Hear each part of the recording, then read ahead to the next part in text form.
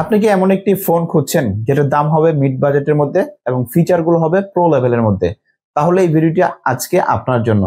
আমার হাতে রয়েছে ইনফিনিক্স হট 60 প্রো এবং প্রো লেভেলের কিন্তু ফিচার অফার করতেছে এবং ইনফিনিক্সের যে হট সিরিজগুলা হট যে লেখা থাকে আসলে কিন্তু হট এবং ইনফিনিক্স কিন্তু ইদানিং আসলে বাজার কাঁপায় দিচ্ছে।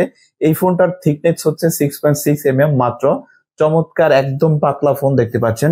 এই ফোনটির প্রাইস হচ্ছে 18,999 টাকা। এই প্রাইজে কিন্তু চমৎকার স্পেক কিন্তু অফার করতেছে, যেটা অনেকের কাছেই ভালো লেগেছে এবং অ্যামোলেড ডিসপ্লে রয়েছে 6.78 ইঞ্চির একটি অ্যামোলেড ডিসপ্লে রয়েছে, 144 হার্টজ রিফ্রেশ রেট রয়েছে, কল্পনা এআই ফিচার দিয়ে ভরপুর এবং এআই একটা ডেডিকেটেড এখানে দেখতে পাচ্ছেন, এখানে কিন্তু বাটন দেওয়া হয়েছে এআই এর জন্য। এবং আজকে শেয়ার করব এই বাজেটের মধ্যে যে এটার স্পেক ভালো মন্দ সবকিছু জানতে পারবেন। তো আমি রয়েছে হারুনুর রশিদ এবং আপনারা দেখছেন আইটি কনসেপ্ট, এবং এই ধরনের ভিডিও পেতে আমাদের চ্যানেলটা অবশ্যই সাবস্ক্রাইব করে দিয়ে রাখবেন।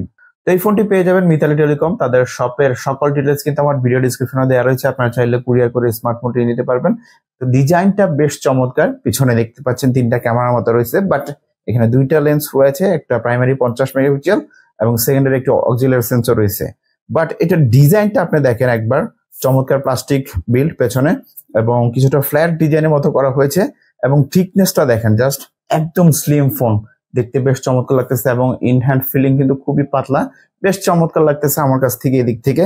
তো ফোনটির একদম নিচে দেখতে পাচ্ছি 3.5 mm জ্যাক রয়েছে, এত পাতলা ফোন তারপরেও, এবং স্পিকার রয়েছে, ডুয়েল স্পিকার রয়েছে এবং এখানে টাইপ সি পোর্ট রয়েছে এবং কয়েকটা কালার কিন্তু রয়েছে এটার মধ্যে। আমার কাছে যেটা রয়েছে দেখছেন ব্লুর মধ্যে একটু শ্যাডো ভাব রয়েছে, দেখতে বেশ চমৎকার রয়েছে এবং পেছনে ক্যামেরা বাম্পটা কিন্তু ইনফিনিক্স এই ধরনের ক্যামেরা বাম্প ইউজ করেছে।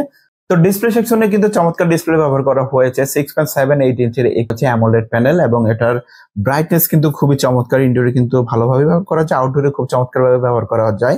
ডিসপ্লের ব্রাইটনেস কিন্তু খুবই ভালো এবং ডিসপ্লের কোয়ালিটিও খারাপ না, এখানে টাচ রেসপন্স যথেষ্ট ভালো কাজ করতেছে এবং ডিসপ্লেটা কিন্তু বেশ চমৎকার 5 হোল কাট আউট রয়েছে আমরা দেখতে পাচ্ছি।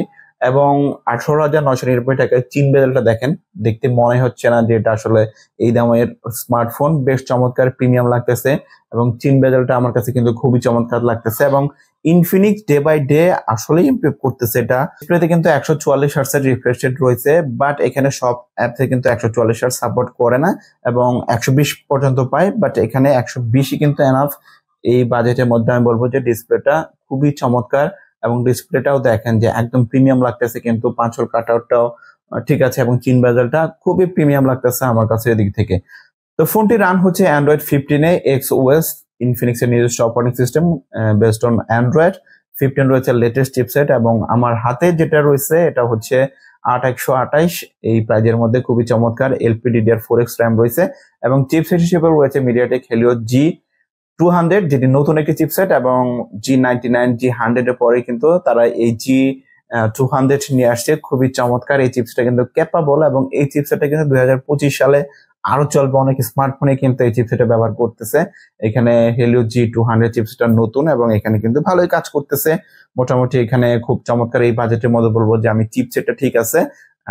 অফিসিয়াল ফোনের দিক থেকে বললে যে এই চিপসেটটা ঠিক আছে, এখানে কিন্তু মাল্টিটাস্কিংও খুব ভালোই কাজ করতেছে এবং এই চিপসেট দিয়ে আপনি অনায়াসে ডে টু ডে টাচ চমৎকার ভাবে কাজ করতে পারবেন, গেমসও খেলতে পারবেন একদম হাই লেভেলের।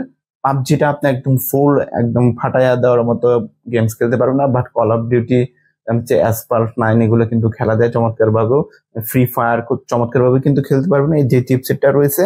এবং এখানে ইনফিনিক্সের যে ইউআইটা রয়েছে কিছুটা সমস্যা আগে থেকেই রয়েছে, কিছুটা ল্যাগ রয়েছে এখানে, কিন্তু আমি কিছুটা ল্যাগ পাচ্ছি মাঝে মাঝে, বাট এটা হয়তো সফটওয়্যার জনিত ইস্যু হইতে পারে। ইনফিনিক্স ডে বাই ডে কিন্তু ইমপ্রুভ করতেছে এবং চিপসেটটা ঠিক আছে, 8GB সাথে এটা ভালোই কাজ করতেছে ডে টু ডে টাস্কে, এবং হয়তো লং লাস্টিং এ কিছুটা আরো সামনে স্লো হইতে পারে। তো পারফরমেন্স সেকশনে আমি বলবো যে বাজেট ওয়াইজ ঠিক আছে, চমৎকার। এবং এটার মধ্যে কিন্তু আরেকটা বিষয় দেখলাম যে নয়েজ ক্যান্সেলিং মাইকটা নাই, এটা থাকলে কিন্তু চমৎকার হইতো। ফোনটিতে IP64 এর রেটিং রয়েছে, একদম পানিতে চুবাই রাখতে পারবেন না, বাট ছোটখাটো যদি বৃষ্টি হয় হালকা পাতলা পানি পড়লে কিছু হবে না। এদিক থেকে IP রেটিংটা আরেকটু যদি বেটার হইতো তাহলে কিন্তু ভালো হইতো। তো কথা বলা যাক ফোনটির ব্যাটারি সেকশন নিয়ে। তো ফোনটি যেহেতু অনেক পাতলা এবং এখানে কিন্তু পাতলা হওয়ার পরেও ফোনটিতে 5160 mAh এর ব্যাটারি ব্যবহার করা হয়েছে এবং যেটিকে চার্জ করার জন্য 45 ওয়াটের চার্জার রয়েছে, যেটি খুব চমৎকার। আমি বলবো যে যেহেতু ফোনটা অনেক স্লিম, এখানে কিন্তু 5000 mAh এর ব্যাটারিটাই ঠিক আছে, তারপরেও 160 mAh বেশি আছে, যেটা খুবই চমৎকার। এবং এটা কিন্তু একদিন খুব ভালোভাবে ব্যবহার করা যায় এবং 45 ওয়াটের চার্জার রয়েছে, খুব দ্রুত কিন্তু চার্জ করা যায়। 1 থেকে 20 মিনিট, 1 ঘন্টা 20 মিনিটের মধ্যে ফোনটি কিন্তু চার্জ হয়ে যায়। নর্মাল ইউজ করলে কিন্তু 1.5 থেকে 2 দিন ভালোভাবে ব্যবহার করা যায়। আর যদি আপনি গেমস খেলেন তাহলে কিন্তু আপনাকে রেগুলার ফোনটি চার্জ করতে হবে। তো এদিক থেকে বলবো যে আমি ব্যাটারি সেকশনও ঠিক আছে। এবং এবার কথা বলি ক্যামেরা সেকশন নিয়ে। তো ফোনটির আমরা পেছনে দেখতে পাচ্ছি 3টা ক্যামেরা বাম্প রয়েছে, বাট এখানে কিন্তু মেইন সেন্সরটা হচ্ছে 50 মেগাপিক্সেলের এবং আরেকটি অক্সিলারি সেন্সর রয়েছে, আরেকটা হচ্ছে এমনি দেওয়া হয়েছে। তো মেইন ক্যামেরার যে প্রাইমারি শুটারটা রয়েছে, এটার ক্যামেরা ডে লাইটে খুব চমৎকার ছবি দিচ্ছিল। আমি বলবো যে এই বাজেটের মধ্যে ডে লাইটে খুব চমৎকার ছবি দিচ্ছিল এবং ছবির কোয়ালিটি কিন্তু বেশ শার্পে আসতেছিল এখান থেকে। এবং যদি এখানে আমার কাছে কোয়ালিটি ভালোই মনে হয়েছে এবং পেছনের ক্যামেরা দিয়ে সর্বোচ্চ 2K ভিডিও রেকর্ড করতে পারবেন আপনি। 1080p 60 fps এ ভিডিও শুট করতে পারবেন এবং 4K নাই, 4K টা থাকলে আর একটু বেটার হতো, বাট 2K তে আপনি মোটামুটি স্টেবিলাইজেশন পাবেন যদি আপনি একদম লাইটিং কন্ডিশন বা হচ্ছে লাইট ভালো থাকে, সেক্ষেত্রে কিন্তু ভালো ভিডিও এবং ছবি দিচ্ছিল।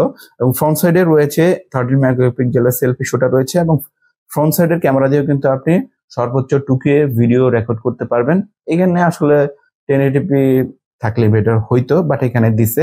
বাট সামনের ক্যামেরাটাও খারাপ না, ভালোই, এবং কিন্তু লাইটিং কন্ডিশনে ভালো ছবি ক্যাপচার করে। বাট লো লাইটে কিন্তু অনেক গ্রিন লক্ষ্য করা যায় পেছন এবং সামনে ক্যামেরা দিয়েও। এটা আসলে দুইটাই কিন্তু লো লাইটে কিছুটা দুর্বলতা রয়েছে, এটা বলতে হবে, কিছুটা হতাশজনক। এবং প্রাইমারি ক্যামেরা চলে, লাইটিং কন্ডিশনে ভালো ছবি দেয়, লো লাইটে কিছুটা সমস্যা থাকে।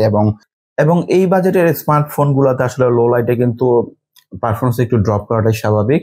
তো ফোনটিতে আমরা টাচ জনিত ইস্যু আপাতত পাইনি, এখানে স্মুথ কাজ করতেছে, যে ইউআইটা রয়েছে ভালো কাজ করতেছে আপাতত, এবং সামনে দেখা যায় কি হয়। তো ওভারঅল ফোনটির কথা যদি বলি, ফোনটি দেখতে বেশ চমৎকার, স্লিম এবং স্টাইলিশ, এবং এআই ক্যামেরাতে কিন্তু ভরপুর এআই দেওয়া হয়েছে, যেটা কিন্তু খুবই চমৎকার। এবং এই বাজেটের মধ্যে কিন্তু অন্যান্য আসলে ডিভাইসে এত এআই থাকে না, এটার মধ্যে সেরকম আছে, বাট এটাতে অসংখ্য এআই দেওয়া হয়েছে যেগুলো আসলে কাজ করে। এখানে সার্কেল টু সার্চ কিন্তু খুব চমৎকার ভাবে কাজ করে এবং ক্যামেরাটাও একদম খারাপ না।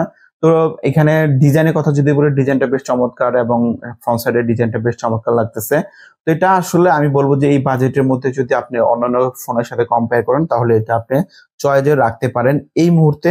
এবং কমতির কথা যদি বলি, উপরে নয়েজ ক্যান্সেলিং মাইকটা নাই, এটা থাকলে বেটার হইতো, এবং একটা আল্ট্রা ওয়াইড শুটার থাকলে আর একটু বেটার হইতো। চিপসেটটা আসলে যেই বাজেট, এই বাজেটে আমি বলবো যে ঠিক আছে। স্মার্টফোনটি যারা ব্যবহার করছেন তাদের ইউজার এক্সপিরিয়েন্স শেয়ার করতে পারেন এই ভিডিও নিচে, ভালো মন্দ সবকিছু আমাদের এই ভিডিও নিচে কমেন্টস করতে পারেন।